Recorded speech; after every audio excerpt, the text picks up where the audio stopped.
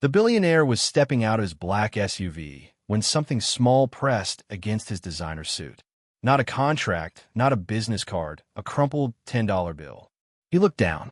A little girl stood before him on the Chicago sidewalk, hair pulled into uneven ponytails, tears streaking her brown cheeks, both small hands trembling as she held the money up like it was her entire world. "Please, sir," she whispered, her voice barely audible above the city traffic. "This is all I have." His security detail moved instantly. Too close, too protective. But Harrison Wells raised his hand, stopping them mid-step. No one approached him like this. People approached him with proposals, with pitches, with carefully rehearsed presentations in boardrooms 30 floors up. He crouched down slowly, his expensive Italian shoes meeting the concrete, bringing himself eye level with her. "What's your name?" he asked, his voice softer than it had been in years. "Hope," she said, forcing the word through her tears. "Hope Simmons." "What do you need, Hope?" She swallowed hard, her whole body shaking. "I need you to help me find my mama," she said. "Because the police said there's nothing they can do." That made him pause. The sidewalk seemed to grow quieter, the bustling city fading into background noise. She leaned closer, her voice dropping to a frightened whisper. "The men in suits came to our apartment. They told Mama if she talked to anyone, I'd never see her again." Her lip quivered. That was 3 days ago.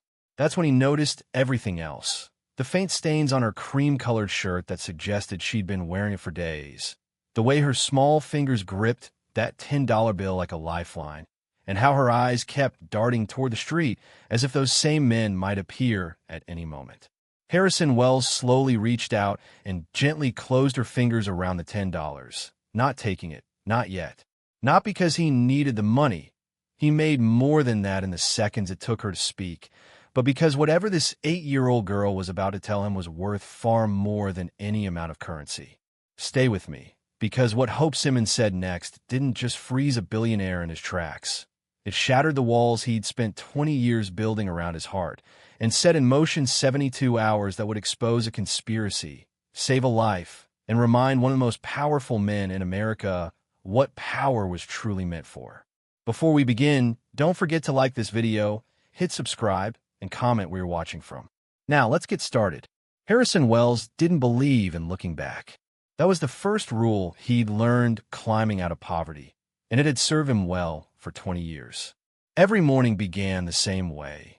5 a.m. alarm, black coffee, 30 minutes reviewing overnight market reports from his penthouse that overlooked a city he'd conquered one calculated decision at a time. By 6 a.m., he was in the gym. By 7:30, his driver had him in the back of the SUV, reviewing acquisition proposals while the city woke up around him. Wells Technologies occupied 42 floors of prime Chicago real estate. Harrison had built it from a single software patent he developed in a library computer lab when he was 19 and homeless. Now his company's algorithms ran half the financial sector's security systems. He employed 4,000 people. His signature closed deals worth hundreds of millions. But he never, ever got personally involved. That was the second rule. The one that mattered most. His assistant knew it. His executive team knew it. The carefully curated circle of associates he called friends knew it too, though friendship was perhaps too strong a word for what they shared. Mutual benefit, strategic alliance, professional respect. Nothing deeper. Nothing that could hurt him.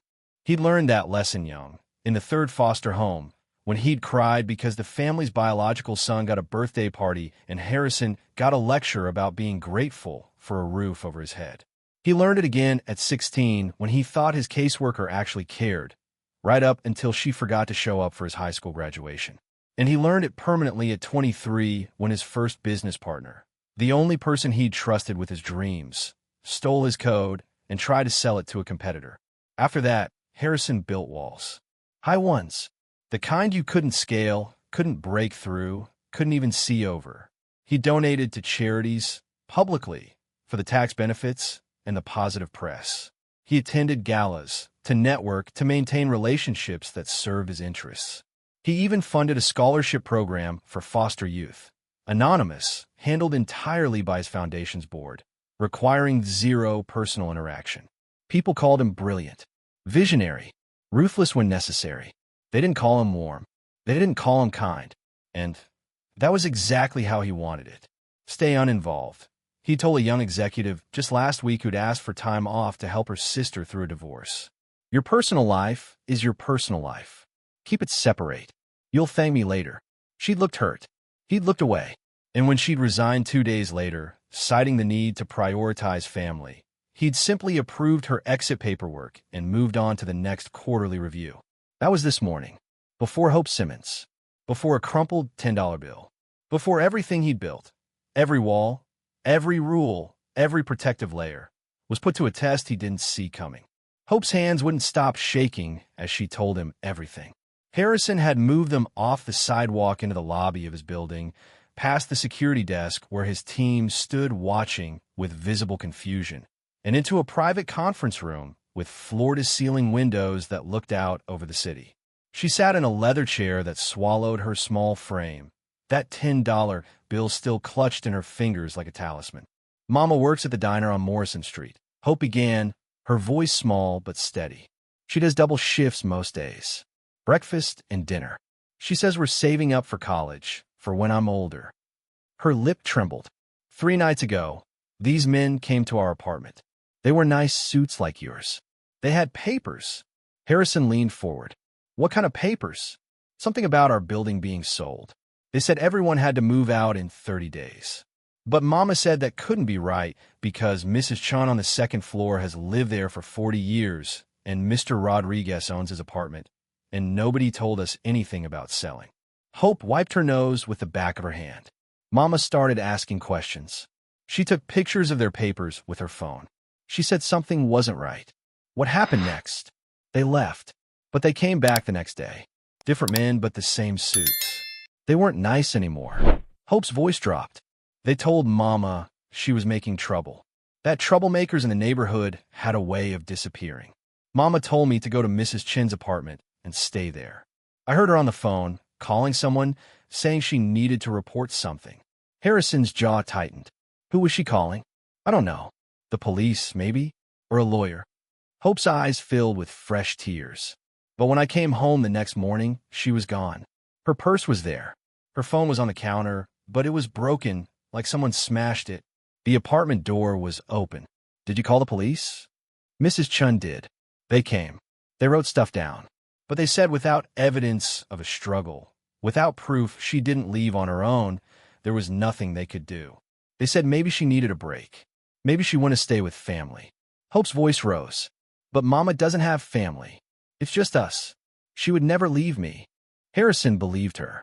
He saw it in her eyes, the same desperate certainty he'd felt as a kid when adults told him things would be fine, that the system worked, that someone would help. They'd been lying then, too. My teacher, Miss Rodriguez, she's Mr. Rodriguez's daughter, Hope continued. She told me about you. She said you used to be poor like us, that you didn't have parents either. She said you built everything yourself. Hope finally held out the $10 bill. This is my savings. From my birthday, from helping Mrs. Chun carry groceries, from returning bottles. It's all I have. But Miss Rodriguez said people like you don't work for free, so I brought it. I'm hiring you. Harrison stared at that crumpled bill, and something inside his chest, something he thought died years ago, fractured. She said if anyone could fight people with money and power, it's someone who used to have nothing. Hope's voice broke. Please, Mr. Wells. The system already failed us. You're my last chance. Harrison sent Hope home with his driver and 2 security personnel with strict instructions not to let her out of their sight. Then he stood alone in that conference room for 10 minutes, staring at the $10 bill she'd left on the table. He should walk away. Every instinct he'd honed over 2 decades screamed at him to walk away. This wasn't his problem. This wasn't his fight. Getting involved meant exposure, emotional exposure, the kind that led to caring, and caring led to pain, and pain led to the kind of vulnerability that destroyed people like him. But then he saw himself, 9 years old, standing in the principal's office of his 3rd elementary school, trying to explain that his foster father's discipline had left bruises in places his shirt covered.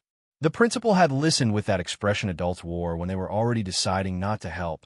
Sympathetic but distant, concerned but ultimately unwilling to rock the boat, to make waves, to actually do something that might cost them something. These are serious allegations, the principal had said. But without clear evidence, our hands are tied. The system has processes. The system. The same word the police had used with hope. The same word that had followed Harrison through childhood like a shadow. Always there, always watching, never actually protecting. He'd gone back to that foster home. The bruises had healed, but something else hadn't. He remembered being 12, standing outside a caseworker's office in the rain because she'd forgotten their appointment. Again, he'd waited for 2 hours, soaked and shivering, because he'd wanted to tell her about the school that had accepted him into their gifted program, how it could change everything, how he just needed a ride there twice a week. When she finally arrived, 40 minutes before the office closed, she'd apologized with the same empty smile adults used when they were already moving on to the next thing. The next file, the next kid in a system full of kids nobody had time for. I am sorry, Harlison. I am stretched thin. Let me see what I can do. She never did anything. He'd learned then that hoping for help was a luxury he couldn't afford. So he'd stopped hoping, stopped asking, stopped trusting that anyone would step up when it mattered. And now Hope Simmons, 8 years old with uneven ponytails in her mother's eyes, had looked at him with the same desperate hope he'd once carried, before life had beaten it out of him. Harrison picked up the $10 bill. He thought about the rules he'd built his empire on. Stay uninvolved. Stay untouchable. Protect yourself first, last, and always. Then he thought about a little girl going to bed tonight in an apartment that still smelled like her mother, wondering if anyone in a world full of people actually gave a damn. He pulled out his phone and dialed his head of security. Marcus, I need you to assemble a team. Investigators, the best we have. Background checks, property records, financial forensics. I'm sending you an address. He paused. And Marcus? This is priority 1. Everything else gets pushed. What's the case? Missing person. Time sensitive. I want answers by tomorrow morning. When he hung up, Harrison stared at his reflection in the window. The city glittered below him, full of lights and life, and people who kept their heads down and their problems to themselves. He told himself this was a one-time exception, that he'd find Tiana Simmons, return her to her daughter, and go back to his carefully controlled existence. He told himself he wasn't getting involved. He was just solving a problem.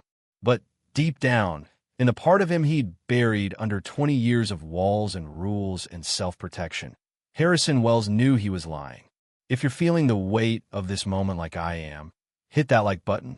And if you believe everyone deserves someone who will fight for them, subscribe and turn on notifications so you never miss a story that reminds us why humanity matters. Now, let's see what Harrison uncovers next. By 6 a.m. the next morning, Harrison's conference room looked like a war room.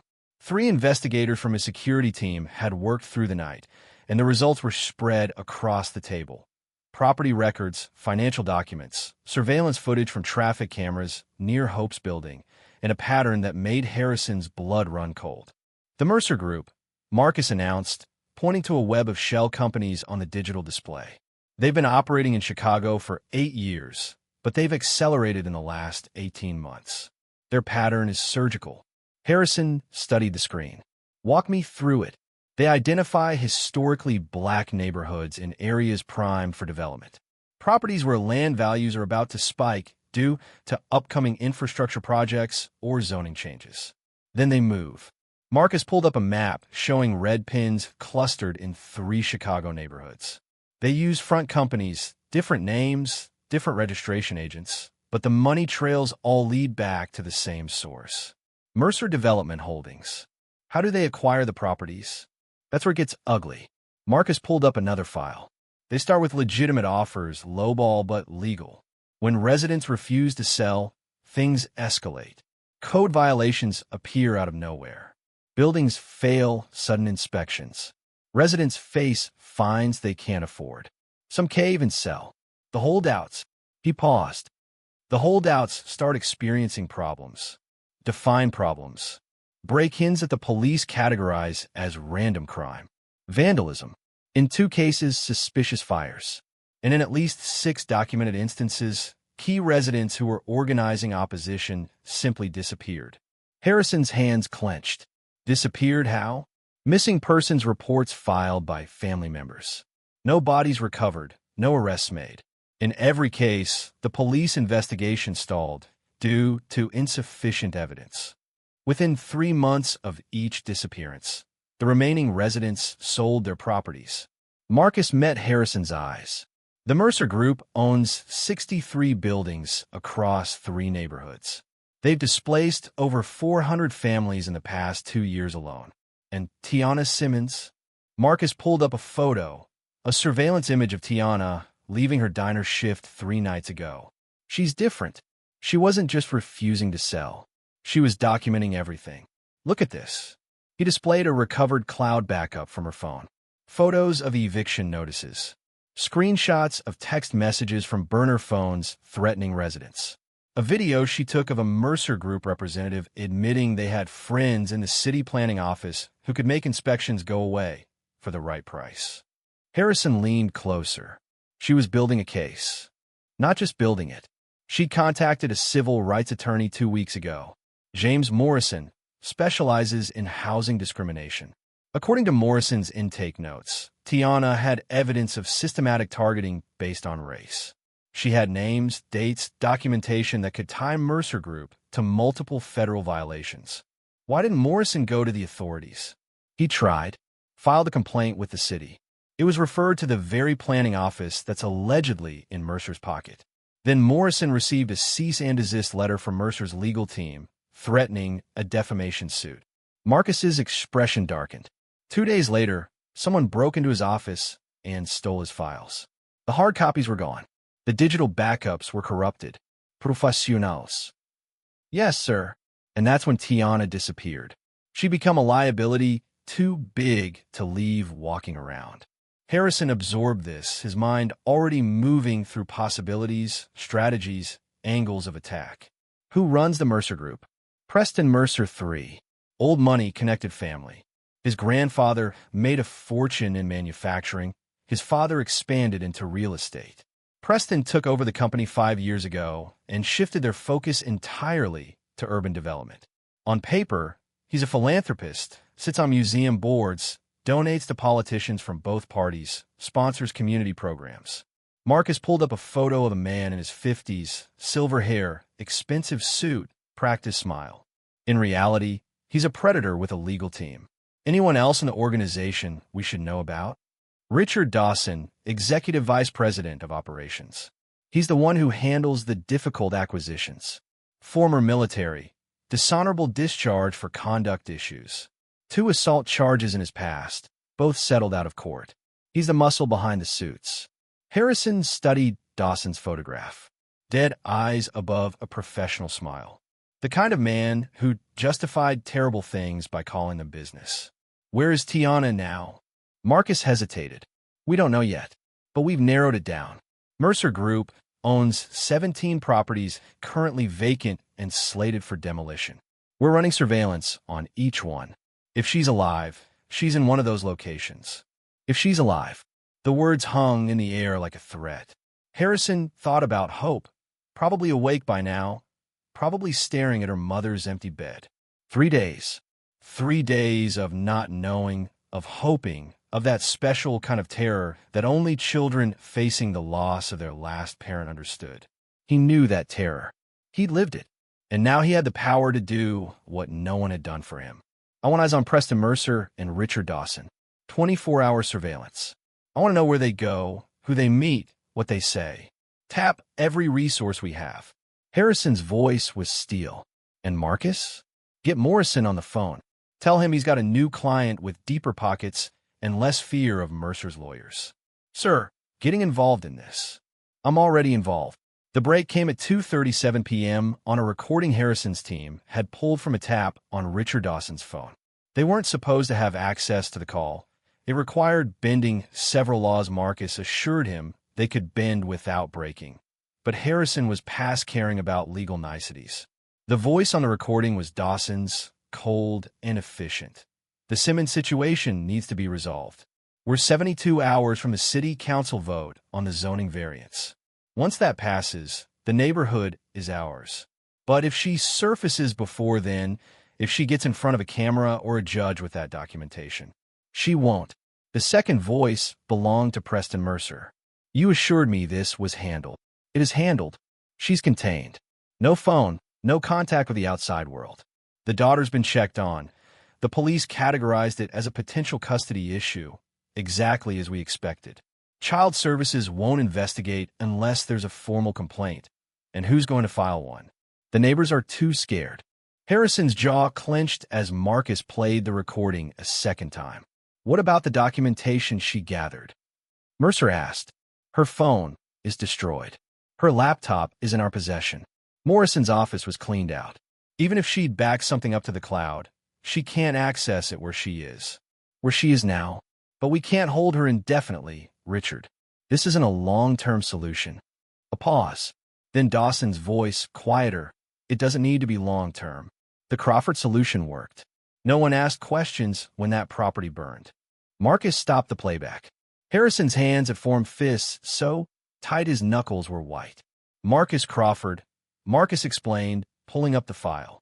73 years old, Korean War veteran, owned his apartment in the Bronzeville neighborhood for 40 years. Refused to sell to Mercer Group. His building caught fire 6 months ago. Crawford died in the blaze. Fire marshal ruled it accidental, faulty wiring. But 3 witnesses reported seeing 2 men leaving the building minutes before the fire started. Let me guess. Noidists. The witnesses recanted their statements within a week. Said they'd been mistaken, that it was dark, that they couldn't be sure what they'd seen. They were threatened, or paid, or both. Marcus met Harrison's eyes, and Tiana Simmons witnessed something related to that fire. That's why she's a liability they can't let walk away. Harrison pulled up the property records Marcus had compiled. 17 vacant Mercer properties.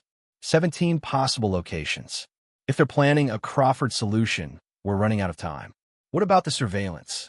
Still active on all sites, but we haven't seen movement at Wait. Marcus's phone buzzed. He answered, listened, then looked at Harrison with something like urgency. Team just spotted activity at the Englewood property. Warehouse district scheduled for demolition next week. 2 men entered the building 15 minutes ago. 1 matches Dawson's description. Harrison was already moving toward the door. Get the address. I want our security team mobilized in 10 minutes. And Marcus? Call the FBI office. Tell them we have evidence of kidnapping, witness intimidation, and murder for hire. Tell them if they want Preston Mercer and Richard Dawson, they need to be at that warehouse when we arrive. Sir, if we're wrong, we're not wrong. Harrison thought about that recording, about Dawson's voice discussing Tiana like she was a problem to be eliminated, about Hope's face when she told him the system had failed her. And even if we were, I'm done playing it safe. 3 days is long enough. Marcus made the calls. Harrison stood by the window, looking out at the city he'd conquered through calculation and caution, the city where a little girl was waiting for someone, anyone, to prove that hope wasn't just a name, but a possibility. He pulled out his phone and sent a message to the security team he'd posted at Hope's apartment. Tell her we're bringing her mother home. Tell her to be ready. Then he grabbed his coat and headed for the elevator, leaving behind 20 years of staying uninvolved, staying untouchable, staying safe. Some walls, he was learning, were meant to be torn down. The conference room filled within the hour. Harrison had made calls that normally took weeks to arrange, and the power of his name, combined with the urgency in his voice, had moved mountains. James Morrison sat at the table, the civil rights attorney whose files had been stolen, now armed with copies Harrison's team had recovered from Tiana's cloud backup. Beside him, FBI Special Agent Dana Chun reviewed the intercepted communications, her expression growing darker with each page. This is enough for warrants, Chun said, looking up at Harrison. Kidnapping, witness tampering, conspiracy to commit murder. But Mercer's lawyers will fight every step. His family has connections that go back 3 generations in this city. Then we need to move faster than his lawyers can. Harrison pulled up a financial document on the screen. I'm liquidating $50 million in assets. $20 million goes to legal fees. I want a team that can bury Mercer's attorneys' emotions before they can breathe. $10 million for private investigation. We need evidence that's airtight, documentation that can't be dismissed or destroyed. Another $10 million for security, protecting witnesses, securing locations, making sure no one else disappears while we build this case. Morrison leaned forward. And the remaining $10 million? Media. Strategic, coordinated, national media. Harrison looked around the table. Mercer has operated in shadows because no one was shining a light. That ends now. I want reporters, cameras, and public pressure that makes it impossible for anyone in the city government to look away.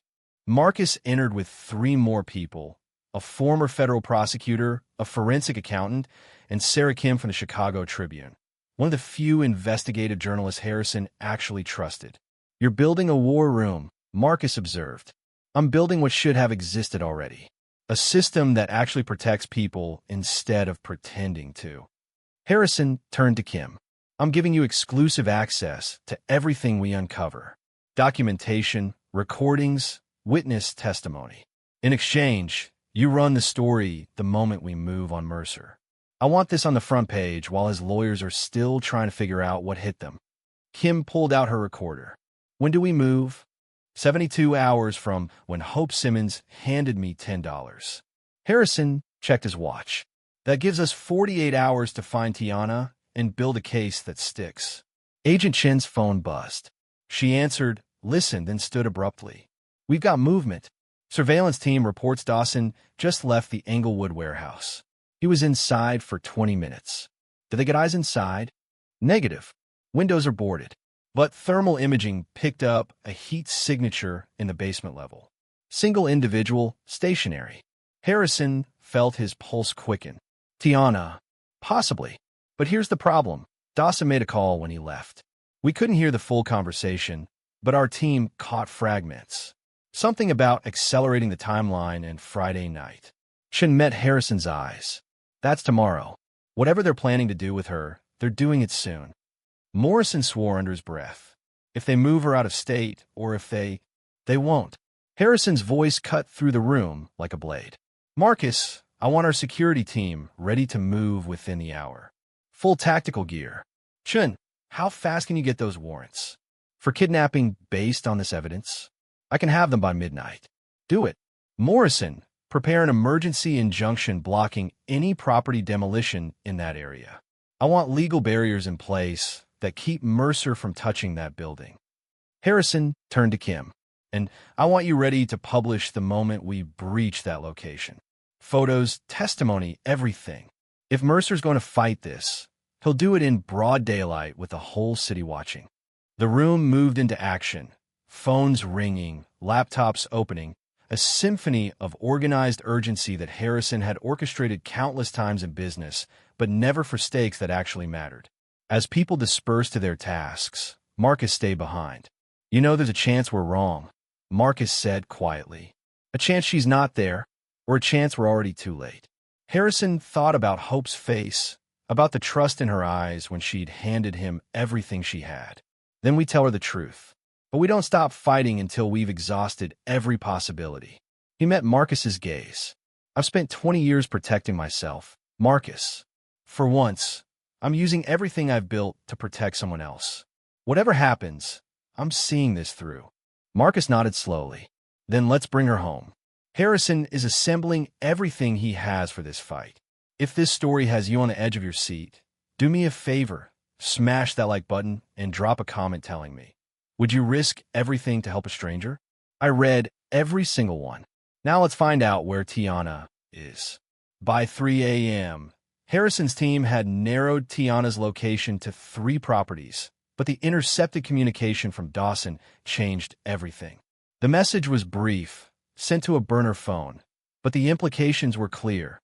Package moves Friday, 11 p.m. Crew ready. The response, route secured. No traces.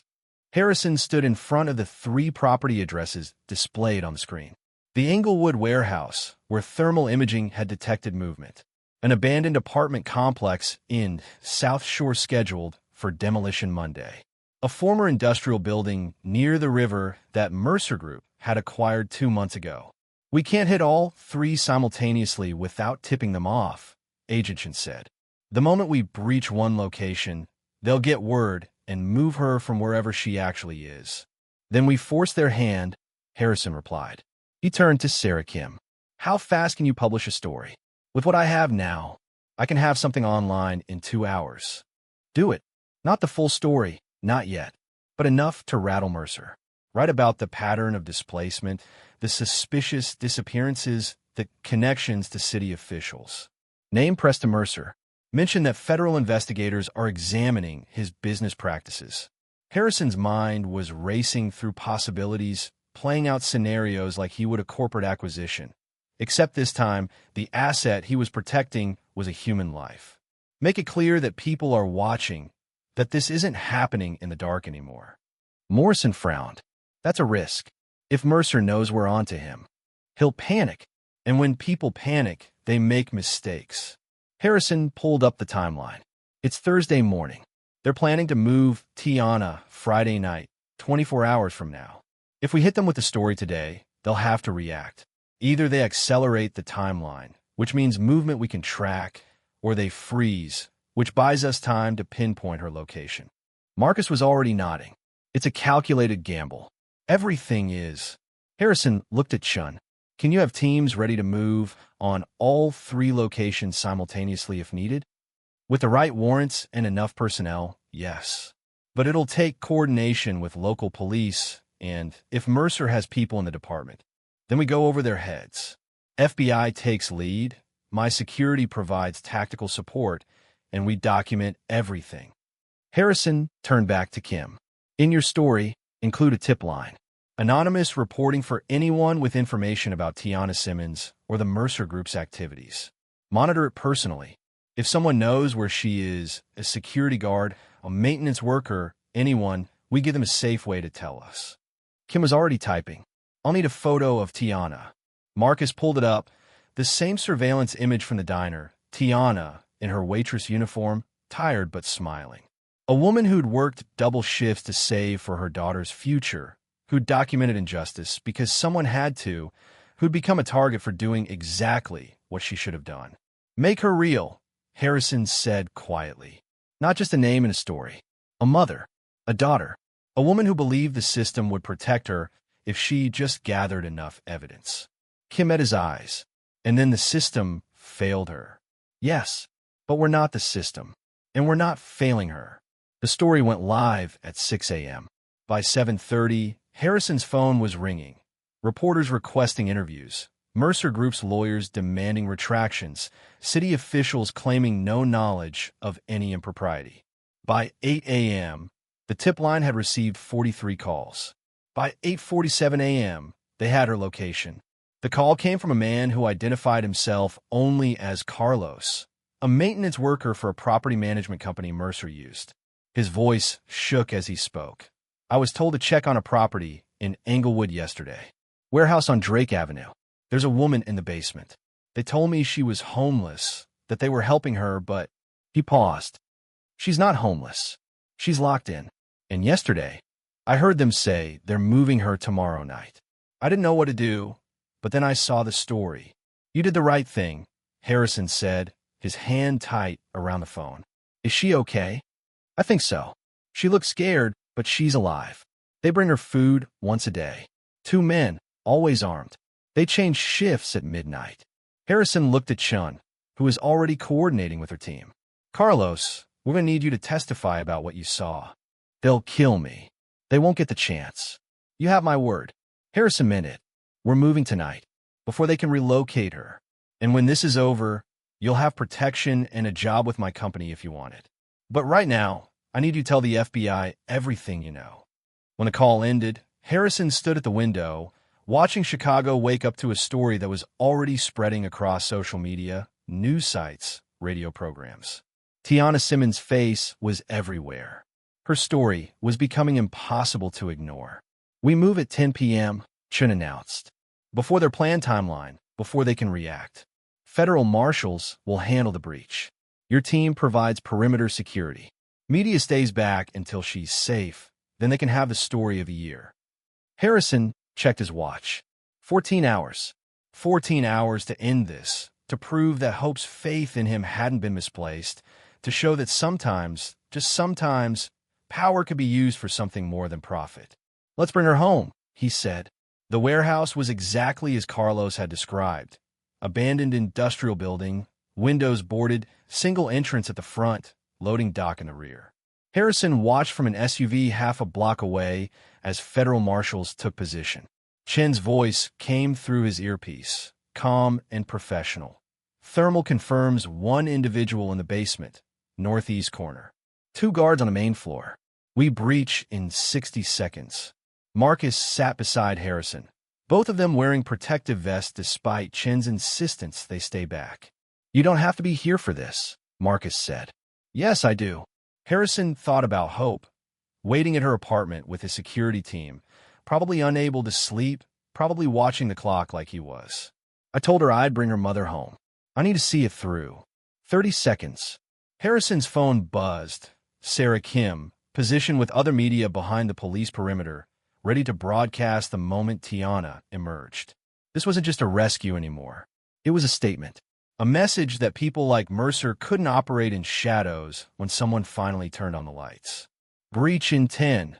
Chen's voice counted down. 9, 8, 7. Harrison held his breath. 3, 2, 1. Execute. The front entrance exploded inward. Control breach professional fast. Through night vision cameras his team had positioned, Harrison watched marshals flood the building. Shouts of federal agents echoed through his earpiece. Movement on the main floor. The guards, hands up, weapons dropped, faces showing shock that their quiet night had just become a federal case. "Main floor secure," came the call. Moving to basement. More movement. Footsteps on stairs. Then a voice, female, scared. "Please don't." "Tiana Simmons? FBI. You're safe. We're getting you out." Harrison's chest loosened for the first time in 3 days. She was alive. Scared, probably hurt, definitely traumatized, but alive. Subject secured. Requesting medical. 2 minutes later, Harrison watched as federal marshals brought Tiana out. She was thin, her waitress uniform dirty and torn, her natural hair disheveled. But she was walking on her own, wrapped in a blanket someone had given her. The moment she emerged into the light, camera flashes erupted from the media area. Sarah Kim was already speaking into a camera. The warehouse lit up behind her like a stage. But Harrison wasn't watching the media. He was watching Tiana's face as Agent Chun spoke to her quietly, probably explaining what happened, where her daughter was, that she was safe. He saw the moment comprehension hit, saw Tiana's knees buckle, saw Chun catch her, saw tears start streaming down her face as 3 days of terror finally broke into relief. "Sir," Marcus said quietly, "we've got movement at the perimeter." Harrison looked where Marcus indicated. 2 black cars, approaching fast. The first one screeched to a halt 50 yards from the warehouse, and Preston Mercer emerged, his silver hair perfect even at 10:30 p.m., his lawyer beside him. The second car disgorged Richard Dawson, who took one look at the federal agents and the media cameras and understood immediately that his world was ending. Agent Chin walked toward them, warrant in hand, more federal marshals behind her. Harrison couldn't hear the conversation, but he didn't need to. He saw Mercer's face go from confident to confused to furious as Chin read him his rights. He saw Dawson try to run and get tackled by 3 marshals before he made it 10 feet. Both men were cuffed, both men were put in separate federal vehicles, and both men were driven away while cameras captured every second. 72 hours, Marcus said, checking his watch. From a moment Hope handed you that $10 to this moment. 72 hours exactly. Harrison pulled out his phone and called the security team at Hope's apartment. "Tell her we have her mother. Tell her we're bringing her home right now." He could hear Hope's voice through the phone, crying, laughing, asking questions too fast for anyone to answer. Harrison closed his eyes and let himself feel it. The weight lifting, the walls cracking further, the realization that for the first time in 20 years he'd gotten involved and it hadn't destroyed him. It had saved him. They didn't take Tiana to a hospital or a police station. At her request, quiet but firm, they took her home. Harrison's SUV pulled up to the apartment building in Bronzeville at 11:43 p.m., and the entire neighborhood was awake. Residents lined the sidewalk, Mr. Rodriguez in his bathrobe, Mrs. Chun crying openly, Hope standing at the front of the crowd with Harrison's security guard's hand on her shoulder to keep her from running into the street. The moment Tiana stepped out of the vehicle, Hope broke free. She ran faster than an 8-year-old should be able to run, and Tiana dropped to her knees on the sidewalk, catching her daughter, holding her like she'd never let go. Harrison stood back, watching. This moment wasn't his.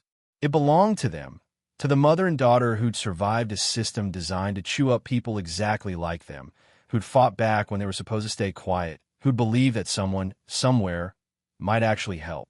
But then Hope turned, still in her mother's arms, and looked at Harrison with those eyes that had stopped him cold on a sidewalk 3 days ago. "Thank you," she whispered. Tiana looked up too, seeing Harrison for the first time, really seeing him. "You're the man my daughter hired," she said, her voice hoarse. "With $10. Harrison pulled the crumpled bill from his pocket. He'd carried it with him since that first day, a reminder of what this was about. "She paid in full," he said, kneeling down. "But I think she'll need this back." He tried to hand it to Hope, but she shook her head. "You earned it. You brought my mama home." "Hope, keep it," Tiana said softly, understanding something in Harrison's expression that maybe Hope was too young to see. "I think you need it more than we do." Harrison closed his fingers around the bill and nodded, not trusting himself to speak. The next morning, Harrison called a meeting. Not in his conference room, but here, in Bronzeville, in the community center where residents had gathered countless times before to fight battles they usually lost. But this time they'd won. This time, someone with power had stepped up. Harrison stood at the front of the room, looking at faces that represented 3 generations of families who'd built this neighborhood, who'd invested their lives here, who'd been told they didn't matter enough to save. "I've purchased every property in this neighborhood that the Mercer Group was targeting," Harrison announced. 63 buildings. "But I'm not developing them. I'm not displacing anyone. I'm transferring ownership to a community trust, permanent community ownership. You can't be forced out. Not by developers. Not by gentrification. Not by anyone." The room erupted. Questions, disbelief, tears. Mrs. Chin stood and asked the question on everyone's mind. "Why would you do this?" Harrison thought about the answer. He could talk about justice, about legal strategy, about corporate responsibility.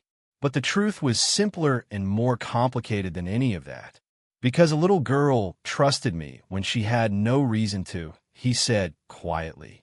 "And because I remember what it's like to be powerless. I spent 20 years making sure I'd never feel that way again.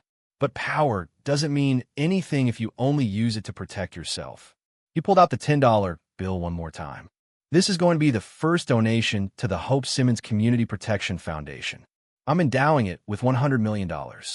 Its mission is to protect communities like this one from predatory development, to fund legal representation for families fighting displacement, and to make sure the next kid who needs help doesn't have to hire a billionaire. The help will already be there." Hope was crying again, but this time Tiana was crying too, and so was half the room. That afternoon, back in his office, Harrison made one final change. His assistant watched in confusion as he removed a framed award from the wall. Tech Innovator of the Year, some ceremony he barely remembered, and replaced it with something else. A crayon drawing. 3 figures holding hands, one small with ponytails, one in a dress with natural hair, one tall in a black suit. The words at the top, in careful 8-year-old handwriting. "Thank you for being the good guy." Hope had given it to him that morning, shy and proud at once. Harrison stepped back, looking at his office with new eyes. The awards and achievements that lined these walls represented 20 years of building walls, of staying uninvolved, of protecting himself from a world that had never protected him. But that drawing, that simple, honest, grateful drawing, represented something better. A choice he'd made to tear those walls down. A reminder that true legacy wasn't built in boardrooms or measured in stock prices. It was built in moments when you chose to help instead of walk away. When you used your power to protect instead of just acquire. When you let yourself care, even knowing it might hurt, because some things, some people, were worth the risk. Harrison's phone buzzed. A message from Hope. Mama says you're invited to dinner Sunday. Mrs. Chun is cooking. Please come. He smiled, something he realized he'd been doing more often in the past 72 hours than the past 72 months. I'll be there, he typed back. Then he sat at his desk, that $10 bill in a frame beside his computer, and got back to work. There were other neighborhoods, other families, other kids who needed someone to believe their $10 was enough to change the world. And now Harrison Wells knew something he'd forgotten a long time ago. Sometimes it was. And that's how a crumpled $10 bill changed 2 lives forever. If this story moved you, please share it with someone who needs to remember that one person can make a difference. Hit subscribe if you want more stories that restore your faith in humanity. And check out the video I'm putting on screen right now about another incredible act of courage that changed everything. I'll see you in the next one.